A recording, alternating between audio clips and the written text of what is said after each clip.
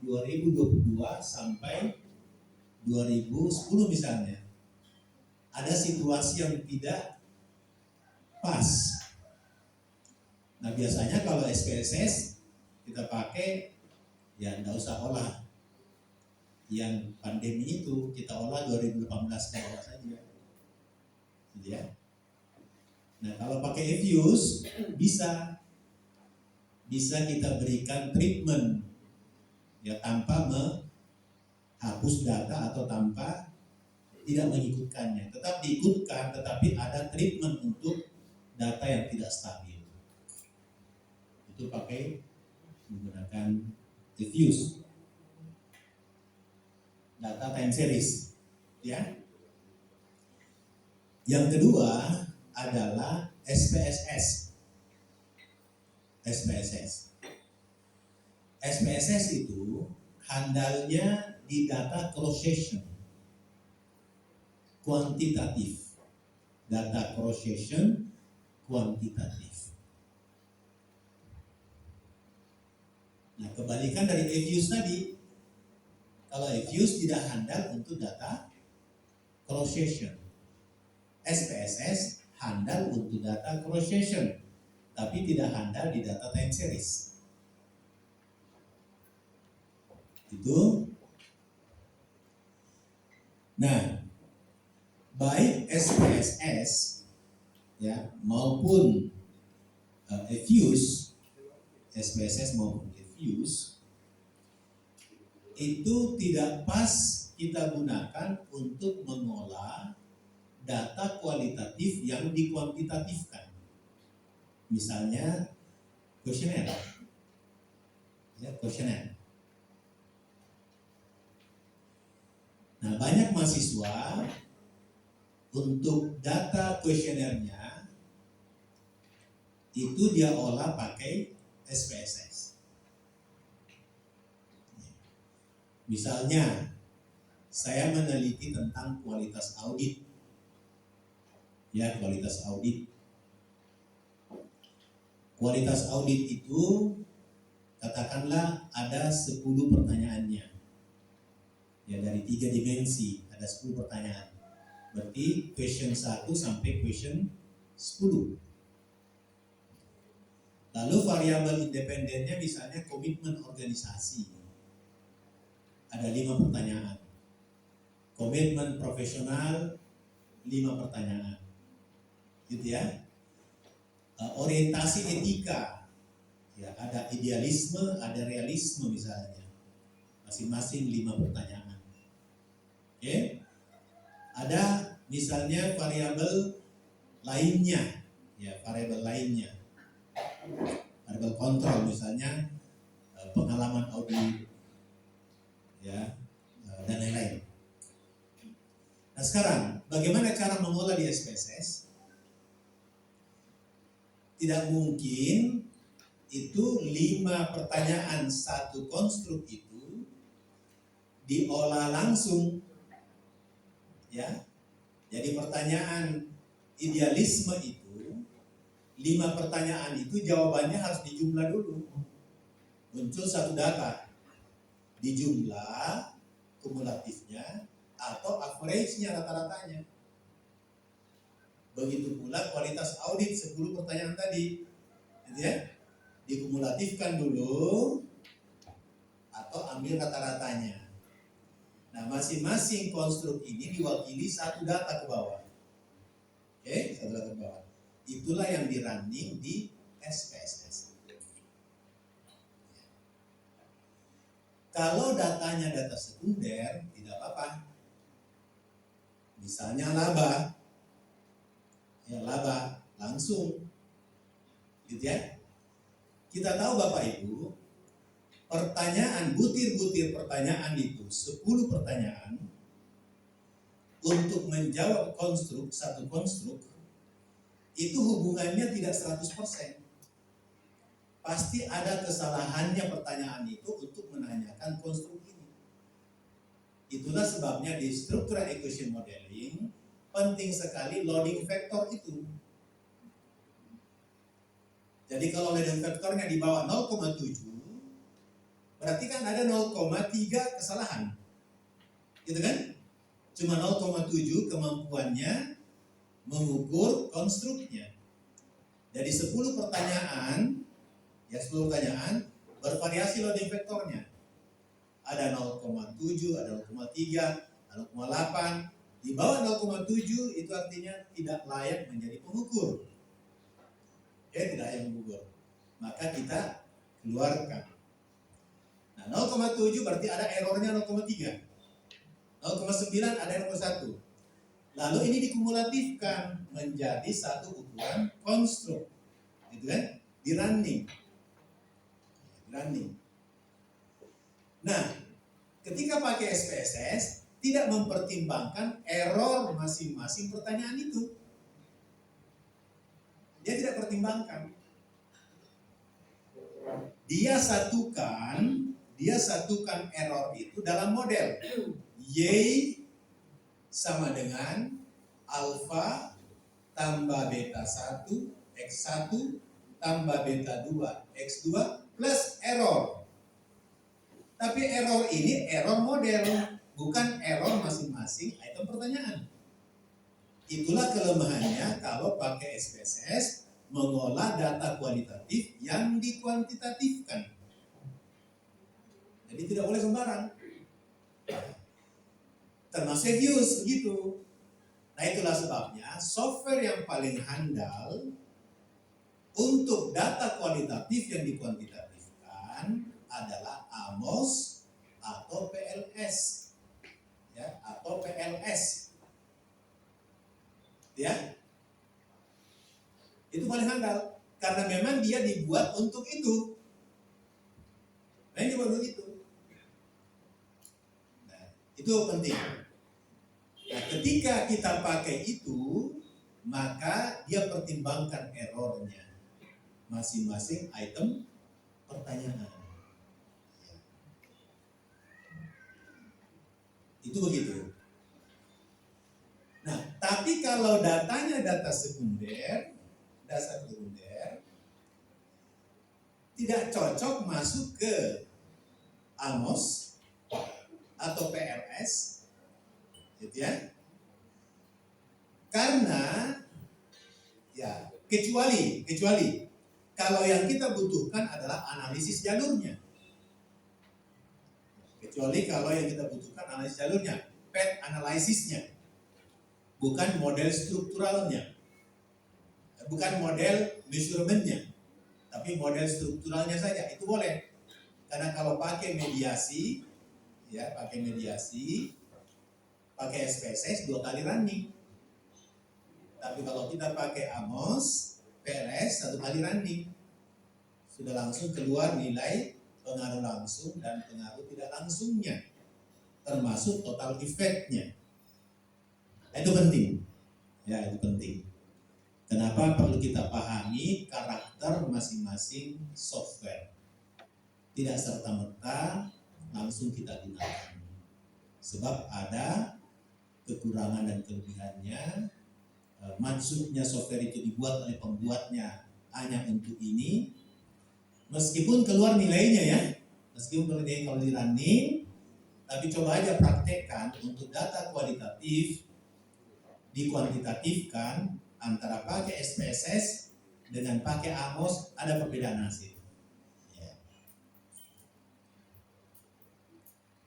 Itu penjelasan tambahan untuk materi kita ini. Ya. Nah, sedikit kata-kata motivasi. Ya. Intinya ini adalah disertasi dan tesis yang baik itu adalah yang selesai. Ya. Itu yang paling banyak. Ya. Makanya ini, when you keep saying you are busy, then you are never free. Yeah. When you keep saying you have no time, then you will never have time. When you keep saying that you will do it tomorrow, then your tomorrow will never come. Mantap sekali ya. Bahasa sederhananya ini, Tesis disertasi yang terbaik adalah yang selesai. Jadi jangan pernah menunda-nunda. Jangan pernah mengatakan saya tidak punya waktu. Maka Anda benar-benar tidak punya waktu. Ya?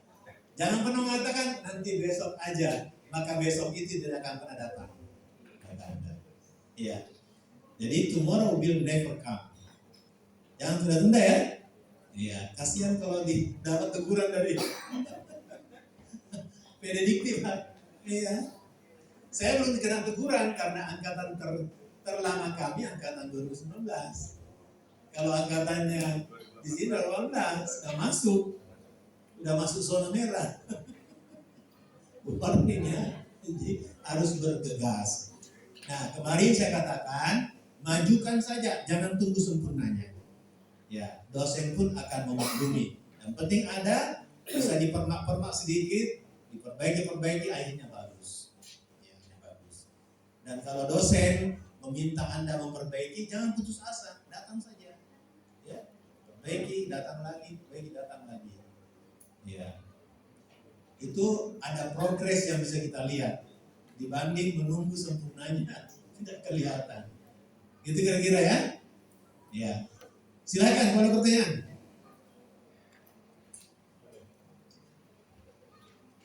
Ya, silakan 1, 2. Bapak dulu.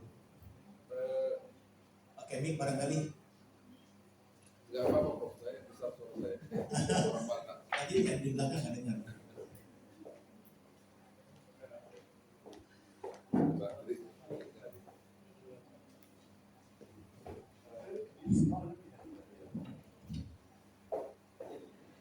Kami sering begini Prof, seperti mana duluan gitu ya. Apakah kami sering terjadi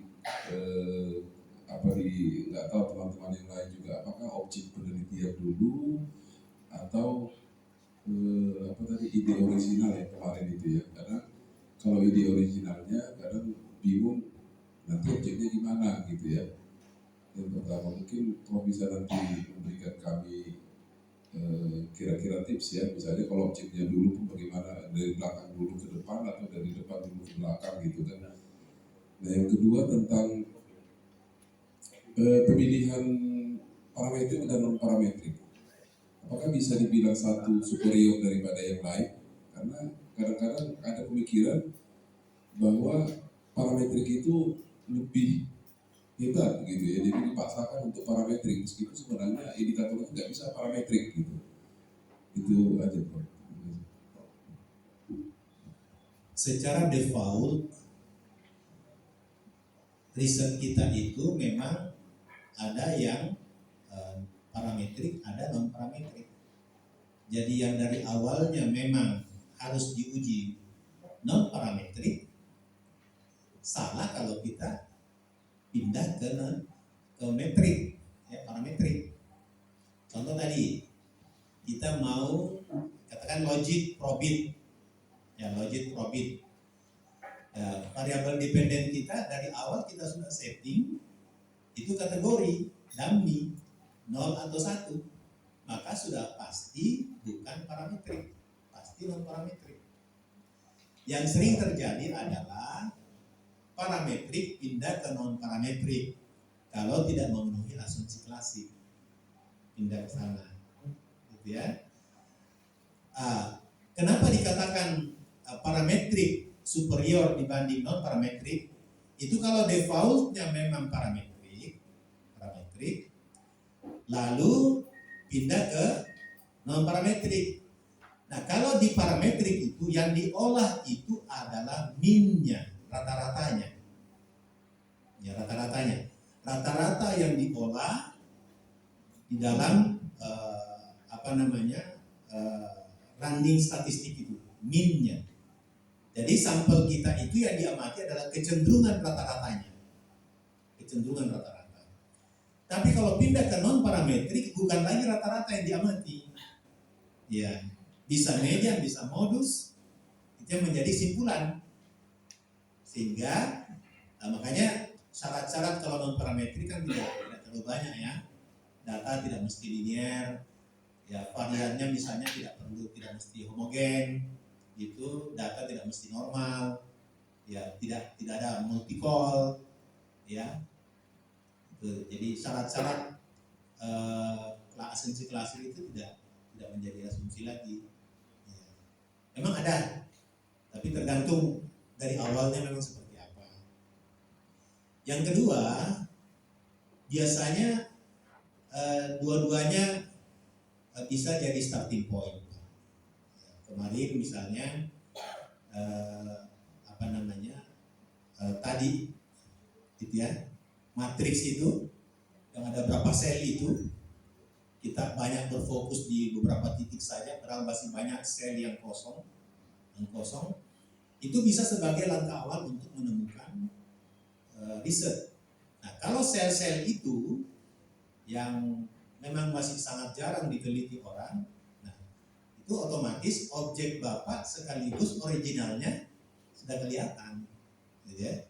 Tetapi kalau objek riset kita sudah jenuh, ya banyak sekali, di situ kita sulit menemukan originalitas. Kontribusi kita sulit sekali. Ya. Bayangkan misalnya di situ sudah ribuan artikel diteliti. Lalu yang sempat kita mapping baru 100. Lalu kita temukan kebaruan dari 100 itu. Kita angkatlah di proposal kita. Ya? Yang kita anggap kebaruan ternyata sudah diteliti 100 yang lain. Gitu kan? Itu bahayanya kalau bacaan kita terbatas. Ya, bacaan kita terbatas. Makanya biasa pembimbing itu ya langsung mengatakan begini. Mapping dulu 100 artikel riset yang relevan dengan penelitian Anda. Ya, terima saja ya. Itu bagus itu. Meskipun tersiksa ya. Cuma itulah cara untuk menemukan. Jadi bisa objek dulu Pak, bisa original dulu. Tapi saya sarankan, kalau tadi clue yang saya tunjukkan itu gap bisa jadi terjebak pada 1 sel, 2 sel saja. Di mana gap di situ? Padahal begitu banyak wilayah yang belum kita teliti. Begitu banyak tadi matriks itu. Ya, belum kita masukkan konteks kontingensinya. Ya. Atau mungkin di sini belum ada yang menggunakan lintas teori tadi. Belum ada yang menggunakan sampel internasional. Itu peluang semua. Saya kira gitu Pak. Monggo Pak, di belakang. Terima kasih Prof. Izin terkait dengan konsep penanaman variabel yang kemarin Prof.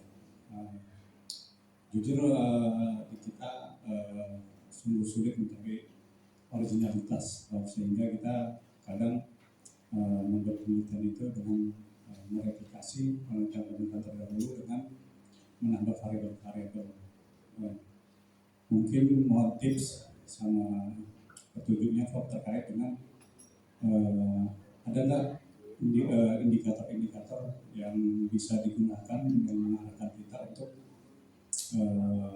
bisa menambahkan variabel-variabel terkait replikasi yang akan kita lakukan. Misalnya dari indikator-indikator itu nanti bisa nggak itu merefleksikan dengan variabel ini nanti akan memudahkan kita terkait dengan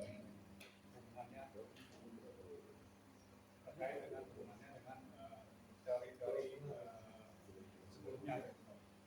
Nanti terkait dengan teori tadi. Terima kasih. Jadi seperti yang kita dibahas kemarin ya, bahwa mencari kebaruan itu memang sangat tidak mudah. Ya, sangat tidak mudah. Ya.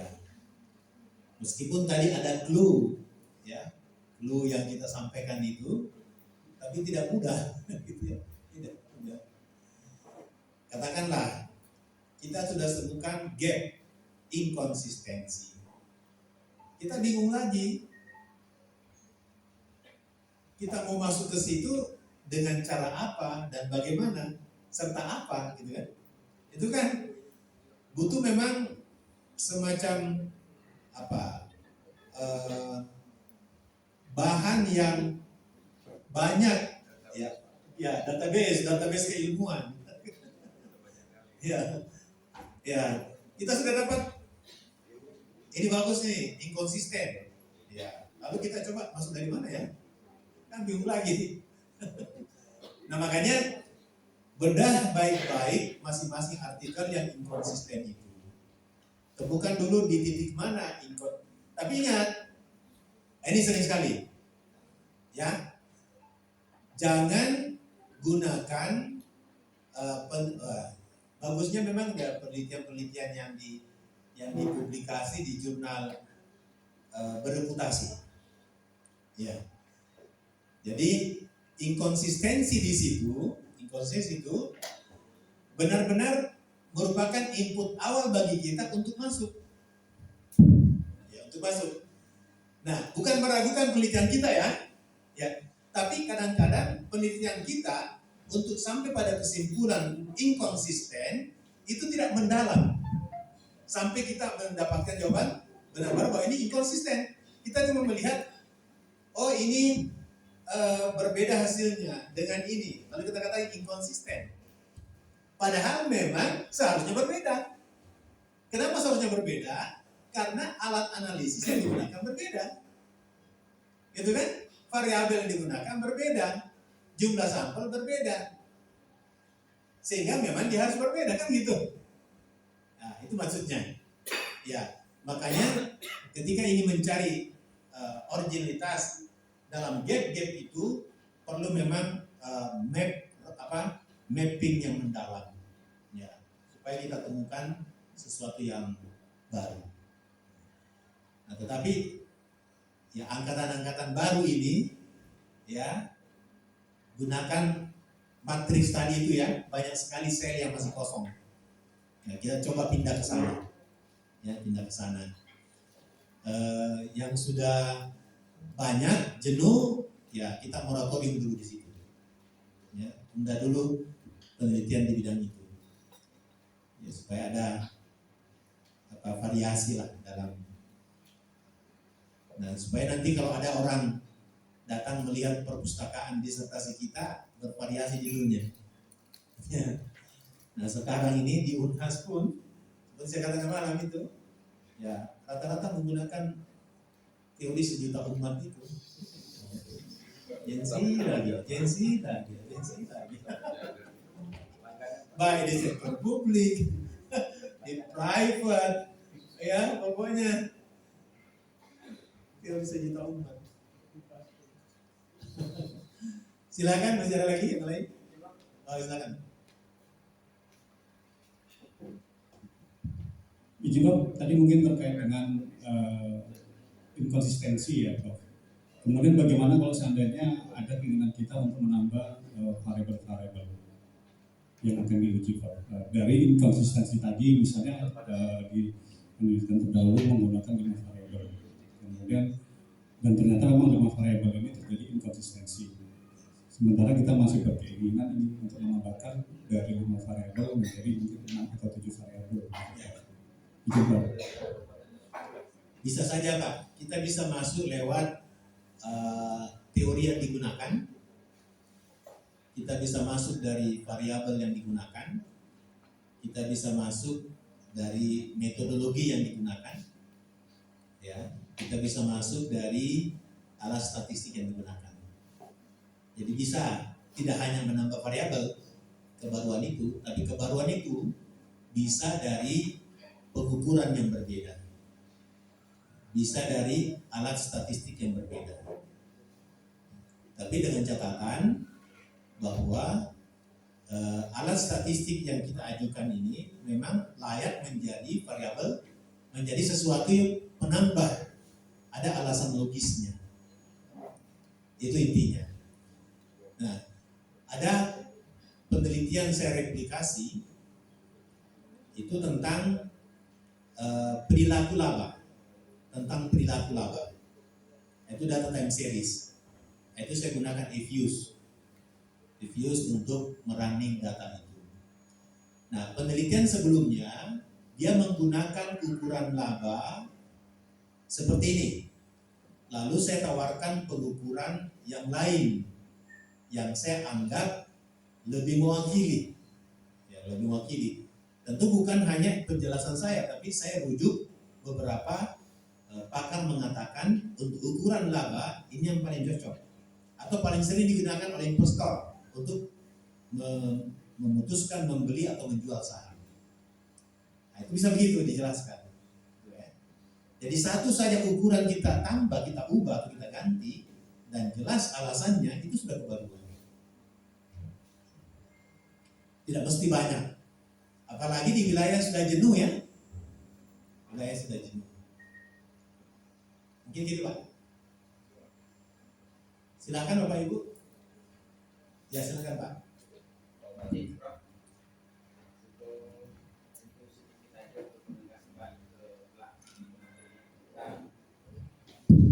Tentang bentuk hipotesis yang baru yang mana teorinya itu belum ada, jadi ini mungkin masuk dalam ranah novelty-nya. Jadi mungkin bentuk hipotesisnya tadi Prof sudah menjelaskan, tapi sedikit bingung lagi untuk penegasan Pak. Ya, novelty tadi kebaruan yang kita maksud. Hipotesis kita tidak bisa melihat di situ novelty dibanding dengan hipotesis penelitian sebelumnya. Tetapi dibalik dari hipotesis itu, ya, dibalik dari hipotesis itu, misalnya variabelnya. Tadi pagi ya saya sampaikan bahwa dalam statement hipotesis itu jangan pernah menggunakan alat ukur, tapi gunakan konstruk atau variabelnya.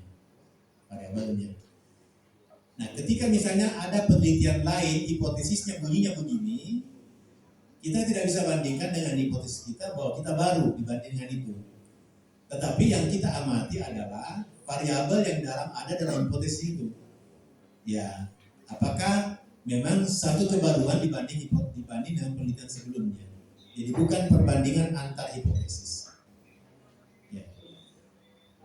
Nah, penjelasan saya tadi pagi tentang H0 itu, mungkin di sini belum ada yang mencoba menguji H0, ya. Bisa menguji H0. Yang penting memang konteks penelitian dan teori yang digunakan seharusnya memang H0 yang diuji, bukan H alternatif. Itu bisa juga. Pak. Jadi isunya sama, tapi karena teori yang saya gunakan berbeda, teori yang satu harusnya memang H alternatif yang diuji, lalu saya gunakan teori yang berbeda, harusnya H0 yang diuji. Itu kebaruan. Kira-kira begitu Pak. Tentang, silakan kalau masih ada.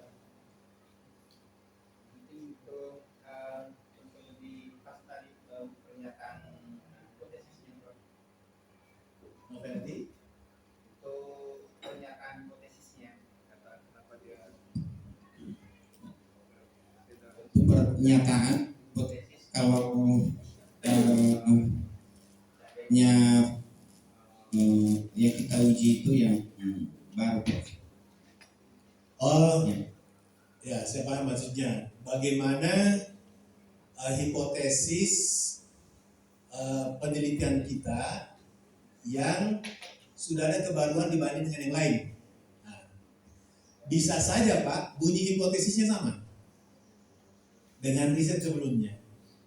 Ya, karena yang berbeda adalah cara mengukur variabel yang ada di hipotesis itu. Misalnya nih, saya di penelitian pertama, hipotesisnya mengatakan laba berpengaruh positif terhadap harga saham. Ya, itu hipotesisnya. Ukuran laba yang dia pakai penelitian sebelumnya adalah ROA. Nah, saya hipotesis sama, laba berpengaruh positif terhadap harga saham.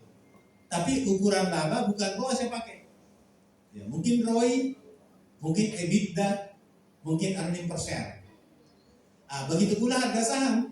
Harga saham mungkin di sini dia gunakan misalnya return. Ya, saham, ukuran saham. Tapi di sini saya pakai abnormal return. Ukuran saham juga.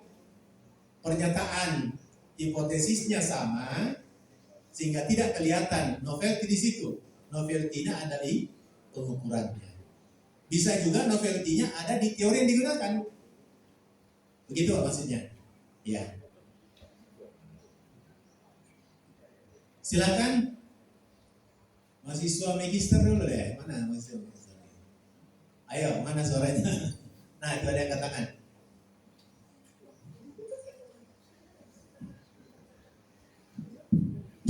Terima kasih Prof atas kesempatannya. Tadi kan Prof menjelaskan bahwa kalau misalnya kita mempunyai data time series, baiknya kita menggunakan aplikasi AppViews. Dan sedangkan kalau misalnya kita mempunyai data cross section, kita baiknya menggunakan SPSS. Bagaimana Prof kalau misalnya kita mempunyai data yang time series dan cross section? Terima kasih. Oke, berarti data panel ya.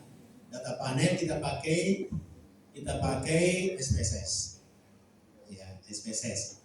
Karena time series itu dengan menggunakan AppViews, makna waktu itu benar-benar kita butuhkan dalam penelitian kita. Makna waktu, ya. Sehingga ketika kita sudah menjadi data panel, maka makna waktu dalam data kita itu sudah hilang.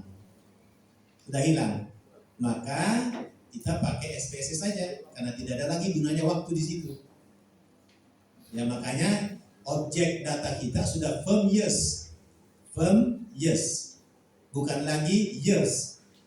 Bukan juga firm, tapi firm years. Gitu ya. 5 tahun pengamatan, 30 sampel, 5 kali 30, 150 data kita. Itu data panelnya. Nah, pakailah aplikasi SPSS.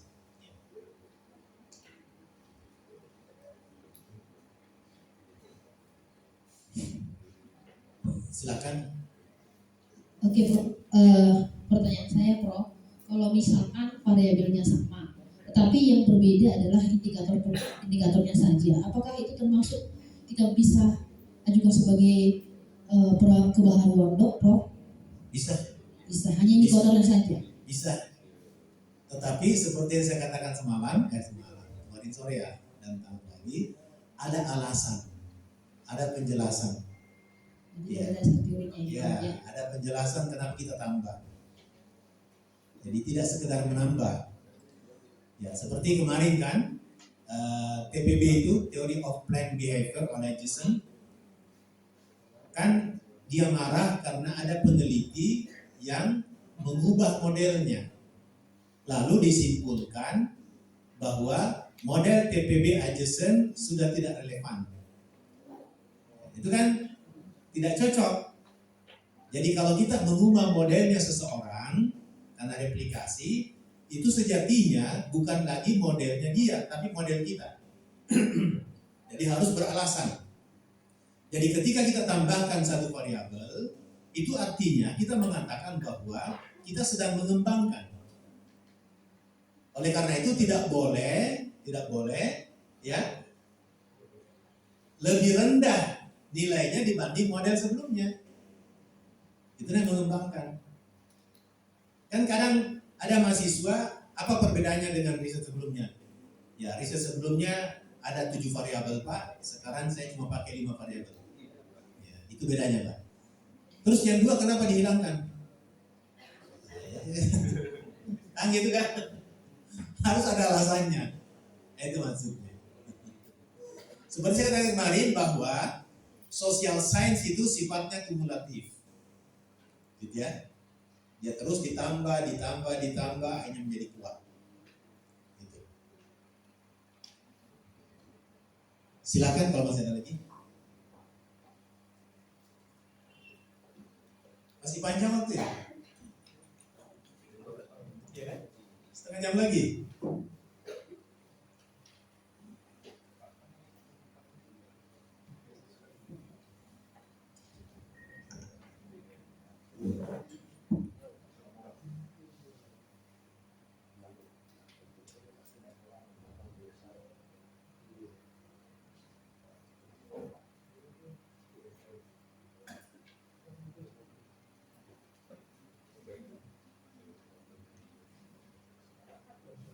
Resa.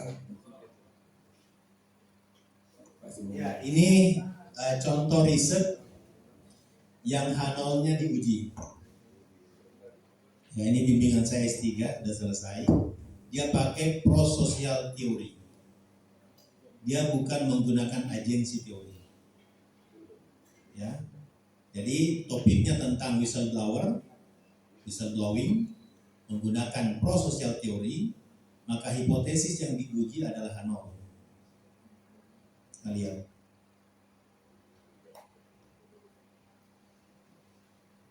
Ini posisinya dibangun, ini H0.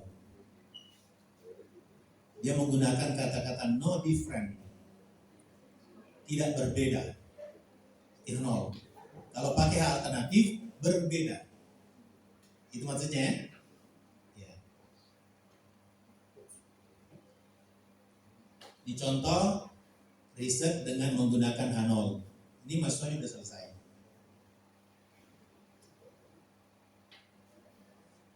Di H01, lalu H02 dibangun lagi. Jadi ada penjelasannya, teorinya, riset sebelumnya, muncul H02. Ini masih dibangun. Gitu ya. Masih H0 juga.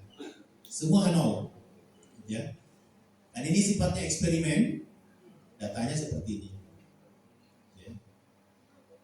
Ini penelitian eksperimen. Kuasi eksperimen.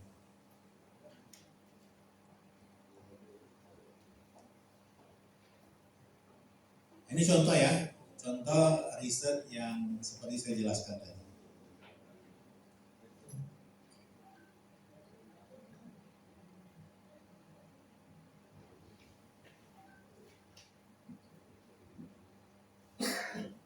Silakan kalau masih ada.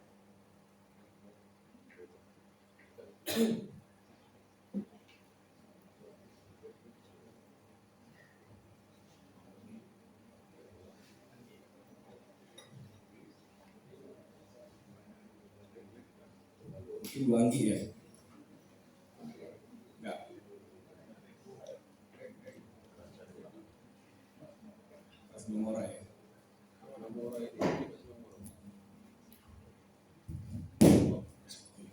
Terima kasih Pak Dr. Kelana. Terima kasih Prof. Jadi ini sebenarnya sebagian dari curhat Prof.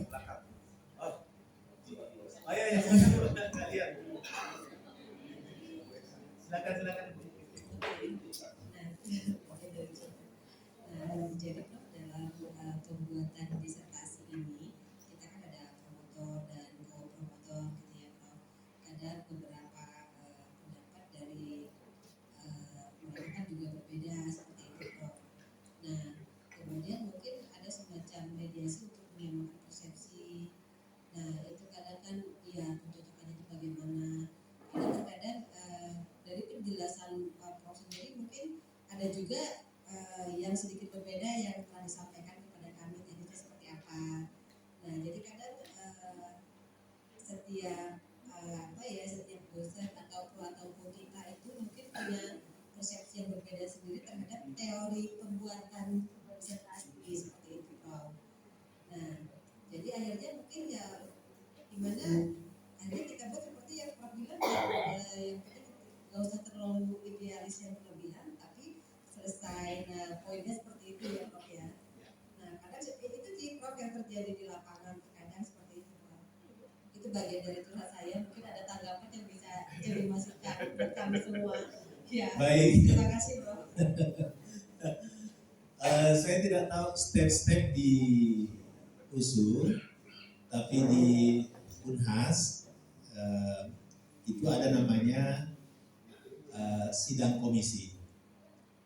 Sidang komisi itu sebelum pra-proposal.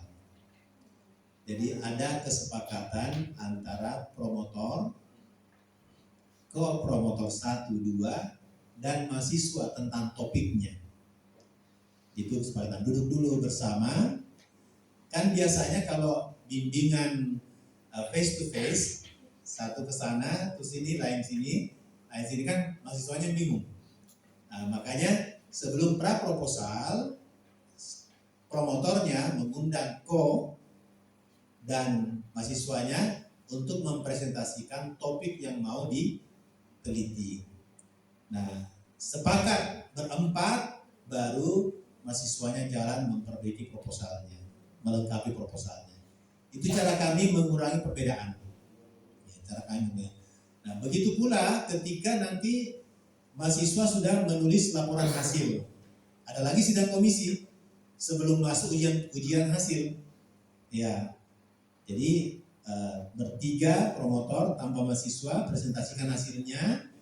Apakah ini sudah pas, sudah cocok atau gimana? Ya, kalau tidak, begitu cara kami mengurangi perbedaan.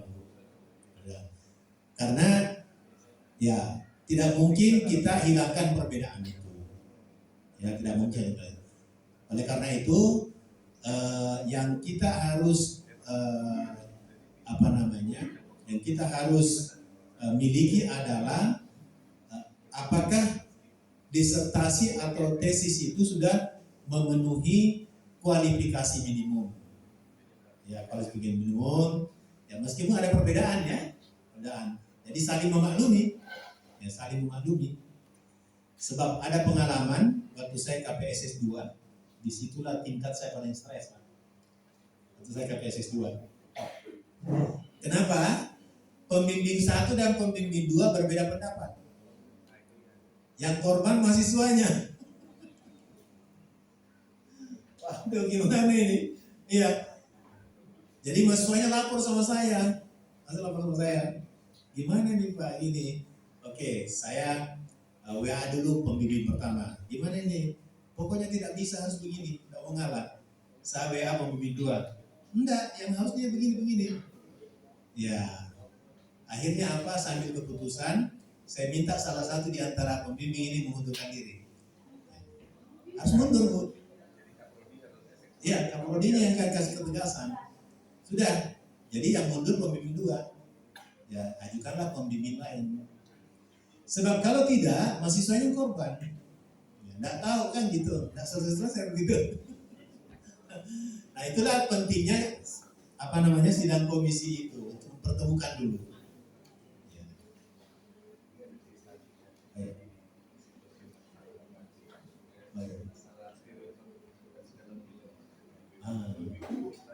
Betul. Kualitatif beragam.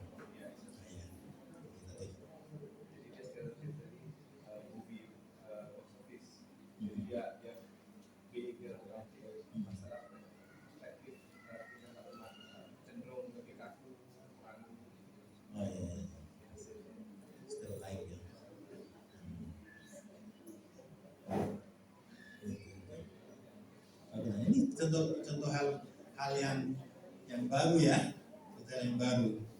Ya, stereotip akuntan dalam film. Ini mungkin yang bisa kita sebut tadi itu tes. Ya, tes ya. Eksperimen. Ya, eksperimen. Mungkin di sini mahasiswa S2 S3 belum ada yang menggunakan metode eksperimen dalam penulisan tesis disertasi. Itu terbuka lebar juga itu. Ya. Ada satu lagi kisah ukuran kampus bisa 0,1 big four sama non big four. Ya. Jadi ada yang buat usaha mikro UMKM, dia memilih kap itu yang tersikit member daripada partnernya. Gitu. Itu contoh satu lagi. Saya pernah dengar juga di SMK. Jadi kriteria memilih cup ya, bukan big four dan non big four. Tergantung partnernya ya, jumlah partnernya.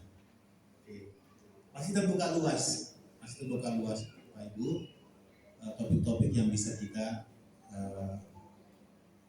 gunakan. Saya mau perlihatkan satu contoh.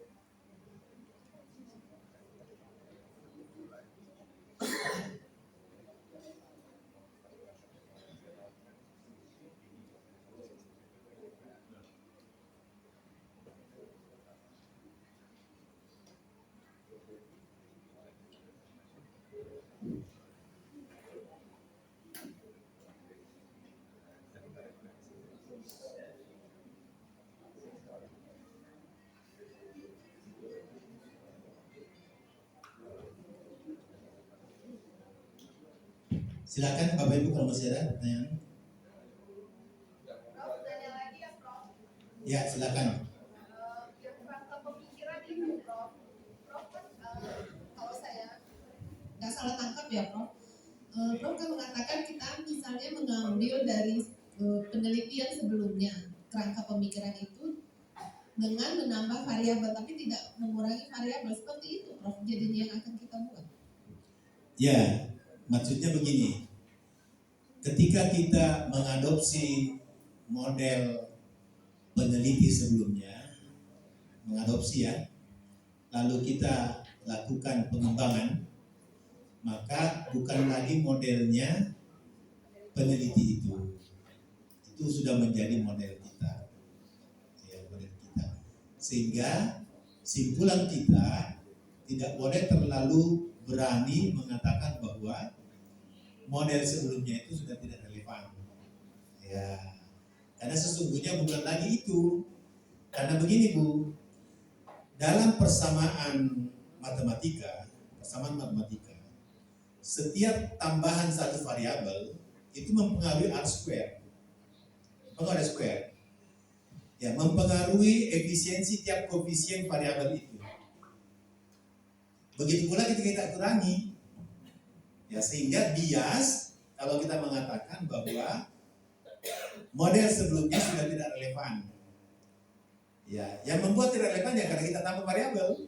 Secara statistik pasti R square-nya berubah. Ya. Termasuk misalnya koefisien masing-masing variabel itu menjadi tidak berubah juga. Nah, sehingga F statistiknya itu juga menjadi berubah. Jadi simpulan kita bisa berubah. Gitu, ya. Begitu maksudnya Bu. Ya. Ini ya Prof. Tapi berarti dalam satu kerangka pemikiran itu boleh kita, tapi kita nggak mengejat penelitian sebelumnya itu tidak apa Prof tadi model itu tidak tepat atau apa gitu. Tapi kita cuma ambil variabel dari peneliti A gitu untuk kita masukkan. Kemudian kita ambil variabel lain dari peneliti B. Oh iya. Ya. Boleh nggak? Kita mengkonstruksi model baru. Iya. Boleh Bu. Boleh Bu. Ya, itu artinya model kita itu dari berbagai variabel, dari berbagai peneliti sebelumnya kita bangun sendiri model kita. Boleh saja. Boleh. Ini contoh Ibu, data saya ini riset saya inspektorat ini, inspektorat Sulawesi Selatan, beberapa kabupaten ini jumlah yang mengisi data. Ini survei tapi ada skenario. Jadi kuasi eksperimen. Ini 553 data. Nah di sini kita lihat variabel-variabelnya. Ini ada umur, jenis kelamin, posisinya, pengalaman, pendidikan, pelatihan yang pernah diikuti. Kemudian ini CMD ini masalah cognitive moral development. Bagaimana perkembangan moral kognitifnya inspektorat itu. Nah inilah variabel-variabel ke kanan ini saya jadi jelaskan. Ini tentang religiusitas internal dan religiusitas eksternal. Nah, untuk mengolah data ini ada berapa pertanyaan? 8 pertanyaan. Ini kita harus jumlah dulu. Ini jumlahnya. Lalu bagi, dapatlah rata-ratanya. Ya. Nah, begitu pula yang lain. Ya, misalnya ini eksternalitas, ini idealisme, berapa pertanyaan? Lalu ini relativisme. Lalu ini komitmen profesional, komitmen organisasi, budaya etik, dan kualitas audit. Lalu whistleblowing. Jadi bayangkan kalau kita mengolah data pakai SPSS, ini dijumlah dulu semua ini. Masing-masing pertanyaan untuk satu variabel atau konstruk. Inilah yang diolah. Padahal loading vektornya ini tidak satu. Artinya hubungan antara pertanyaan dengan konstruknya tidak satu. tapi 0,7, 0,3 pasti ada errornya. Nah, ketika kita jumlah di sini diabaikan errornya. Itu maksudnya. Tapi kalau kita pakai misalnya misalnya saya berikan satu contoh.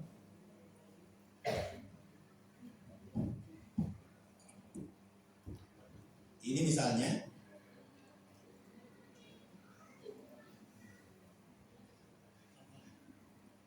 ini misalnya komitmen organisasi. Tadi kan ada 5 pertanyaan. Ya. Ini errornya ikut masing-masing pertanyaan. Dia olah. Kalau pakai SPSS ini dijumlah dulu tanpa ikut errornya. Kalau kita pakai SEM, ya apakah AMOS atau PLS, begini modelnya, ikut errornya dalam model. Itu maksudnya Bu perbedaannya.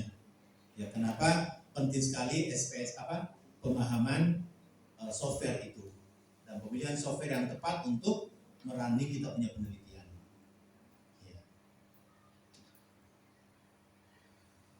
Ini AMOS ini. Silakan Mas Ida. Ya. Pindah di belakang. Tadi kopi tadi, Prof. Saya tertarik tadi tentang eksperimental design, Prof ya.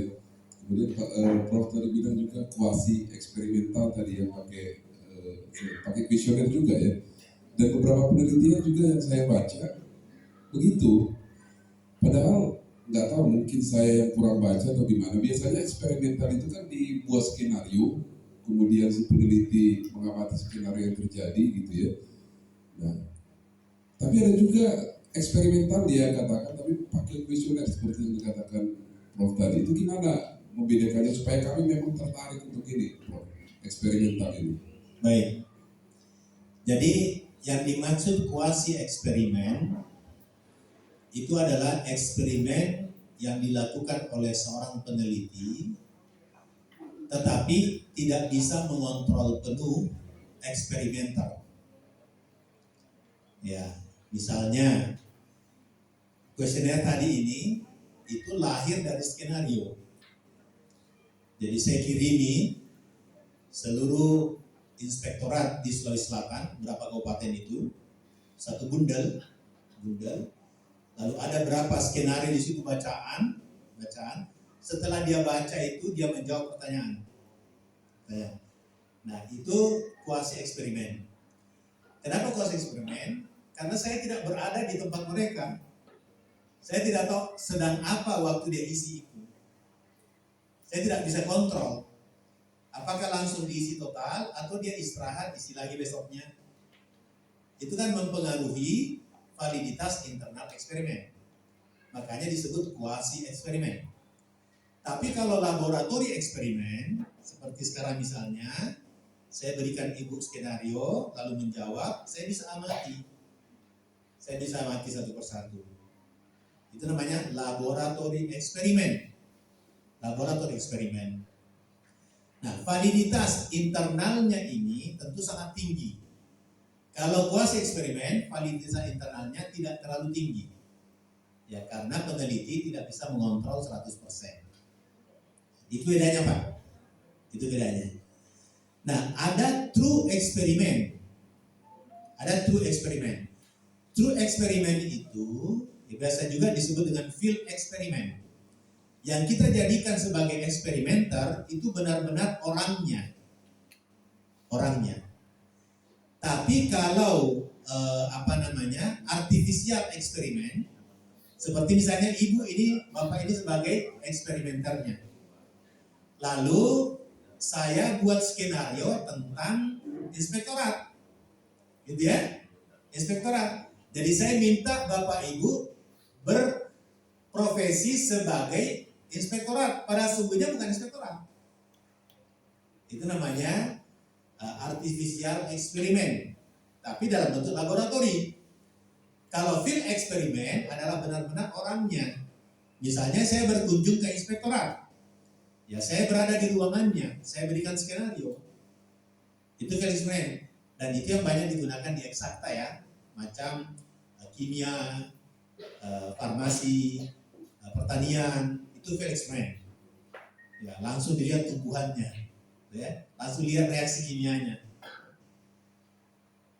Begitu Pak? Berarti tingkat generalisasinya rendah, Prof. ya? Semua eksperimen generalisasinya rendah. Tapi untuk menguji, makanya eksperimen itu adalah penelitian yang bersifat kausalitas. Kalau Bapak meneliti dan sampelnya adalah emiten di bursa efek, itu hanya kita bisa sebut penelitian asosiasi. Kita meneliti pengaruh laba terhadap harga saham. Itu asosiasi, bukan kausalitas. Kenapa? Karena yang menyebabkan bergeraknya harga saham bukan cuma informasi laba, banyak variabel lain. Sehingga bukan kausalitas, nanti ada laba baru harga bergerak. Tidak, tanpa laba pun harga bergerak. Makanya kita sebut penelitian asosiasi. Tapi kalau eksperimen, nanti ada rekayasa di variabel independennya, baru kita amati dependennya. Makanya validitas internalnya sangat tinggi sekali karena keterjadian variabel dependen benar-benar karena kehadiran independen. Nah, independen inilah yang direkayasa oleh peneliti. Ya. Masih ada, Bapak Ibu?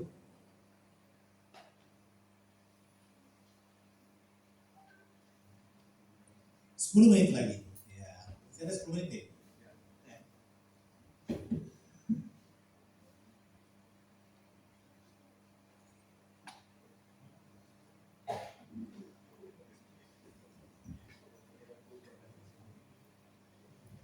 Sebagai informasi ya, nanti ini memang pertanyaan sekarang yang ringan ya, mungkin ditanyakan selagi masih konteksnya ini. Nanti setelah ini berarti kan kita membahas tentang penelitian, mungkin kepada dosen pembimbing bisa pada kami keluar dan langsung dengan Prof ya, dengan Prof. Jadi kalau misalnya masalah tadi ada yang masalah analisa berdasarkan eksperimental ya. Mungkin ada juga zaman dulu yang kita bahas waktu saya kuliah tuh S1, masalah activity based posting itu adalah hasil disertasi seseorang di Amerika. Saya lupa ya Pak. Contoh ya mungkin dari produknya ya daripada penelitian tersebut. Itu contoh salah satu tambahannya. Activity based posting itu sampai sekarang masih dibahas walaupun udah berubah bentuk berkali-kali ya, sampai pada akhirnya udah chip dan segala sesuatu udah berubah ya. Mungkin itu mungkin contohnya ya. Mungkin saya persilahkan kembali ya, mungkin waktu yang kita singkat. 10 menit lagi. 10 menit lagi, siapa yang mau bertanya? Ya. Bapak Ibu begini ya, misalnya kita sedang seperti ini sekarang ya, saya bawa materi, Bapak Ibu mendengarkan, tiba-tiba ada orang masuk. Orang ini kita tidak kenal, ya, tanpa pamit aja. Dia pakai baju biru muda.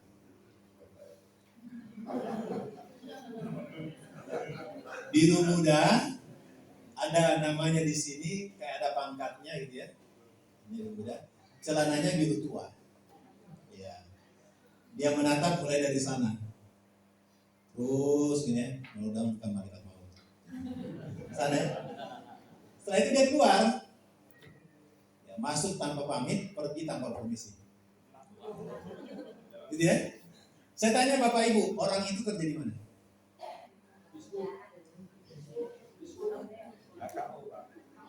Apa? Kerja di mana?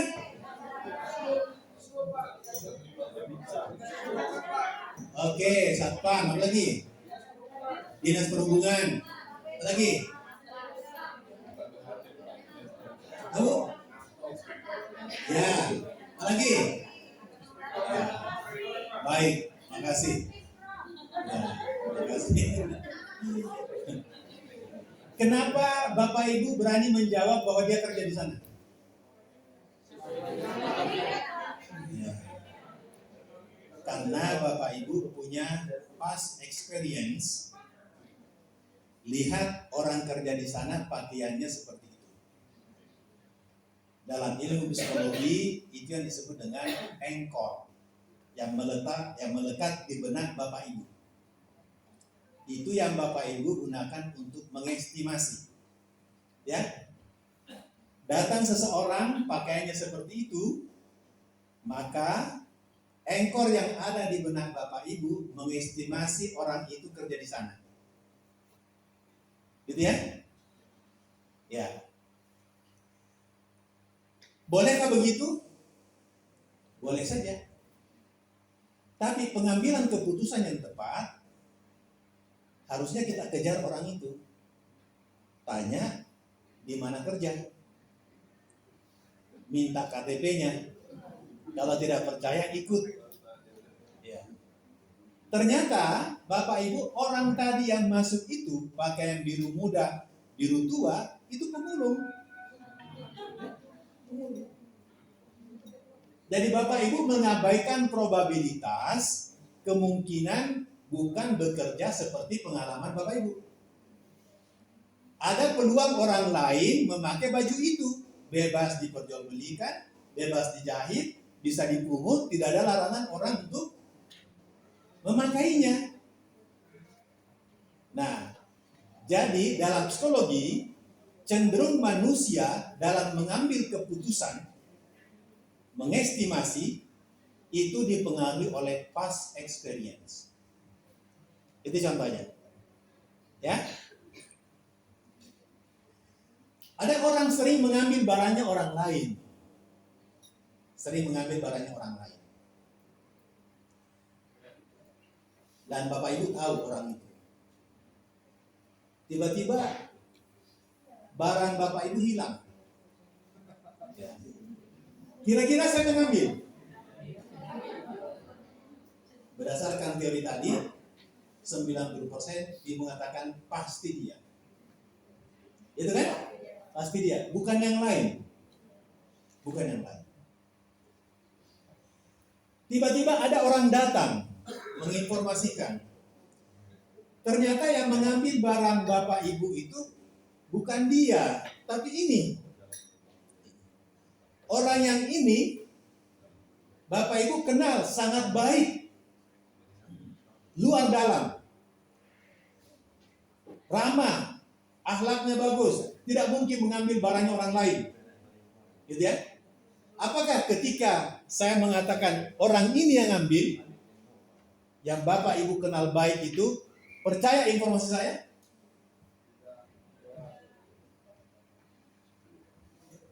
Percaya informasi saya?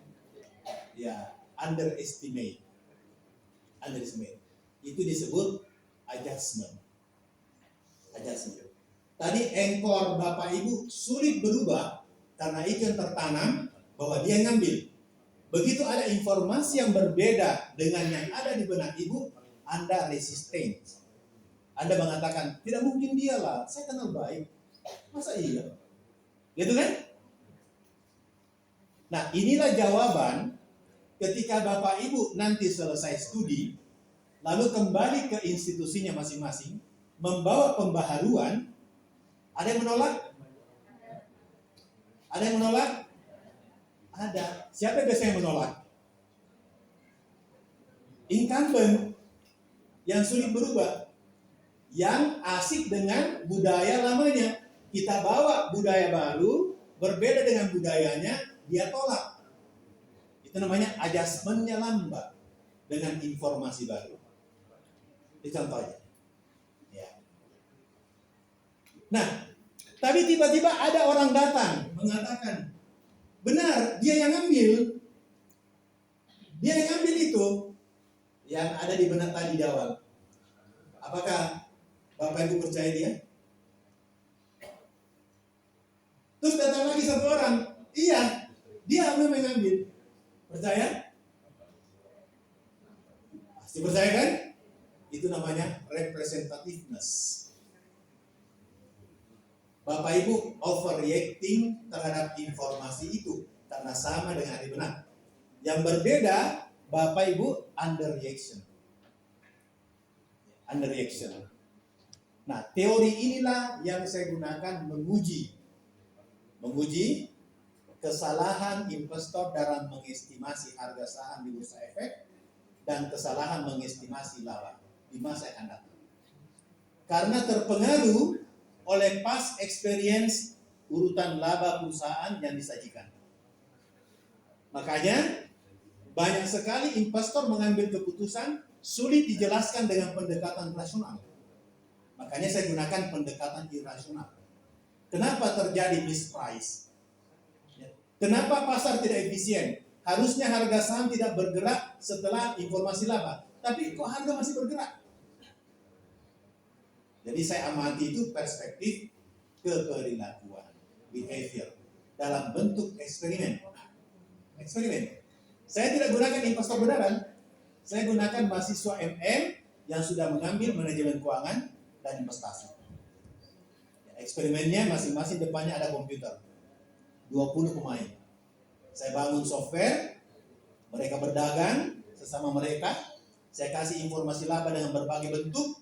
Lalu dia estimasi, dia berdagang, terlihat kesalahan yang estimasi laba dan kesalahan terjadi kenaikan harga. Itu terjawab fenomena yang terjadi di bursa efek dalam bentuk eksperimen.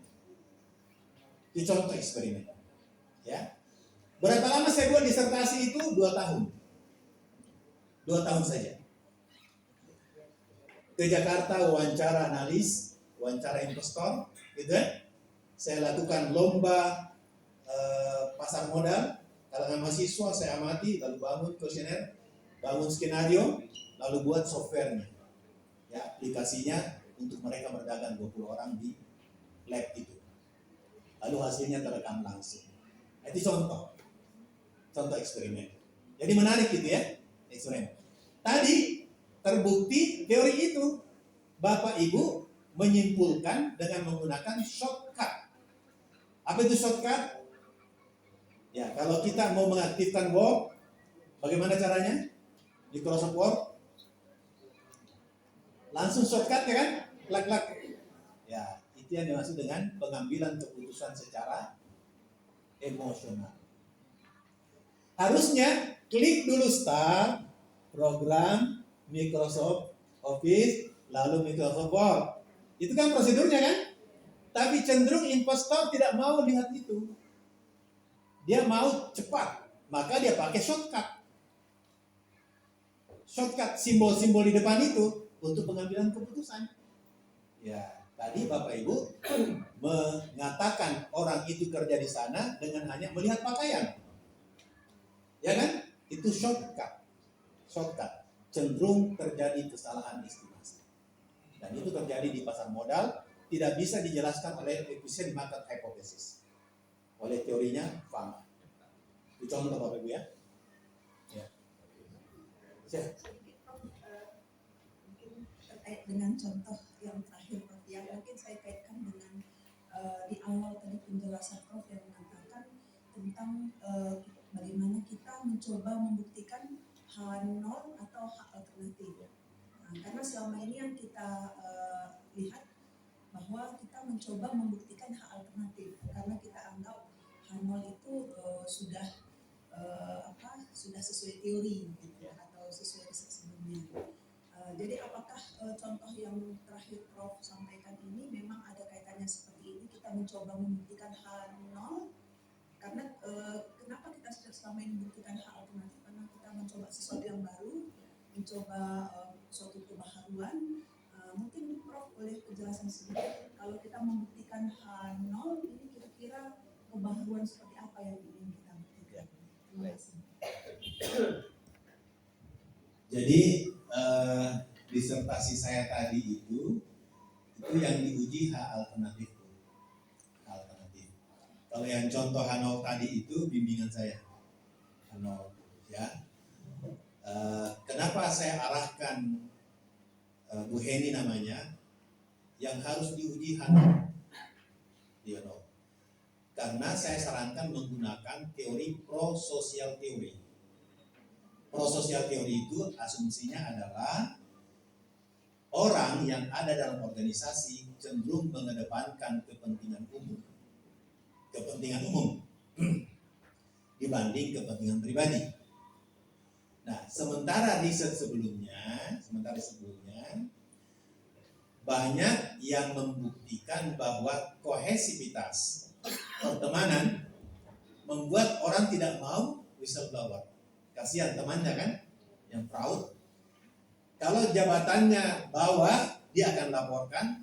Tapi kalau tinggi jabatannya di kantor itu, dia tidak akan laporkan. Jadi tingkat jabatan. Ya begitulah tingkat fraud. Nah, bukan itu yang saya uji. Ya, karena itu. Tapi saya gunakan itu untuk menguji prososial. Apakah orang yang prososial ini tidak terpengaruh dengan label-label itu semua? Bahwa dia tetap mementingkan luar, sehingga hipotesisnya adalah 0. Ya, tidak terpengaruh oleh ini atau tidak berbeda ketika fraudnya itu level tinggi atau rendah, kohesivitasnya tinggi atau rendah, tidak peduli kawan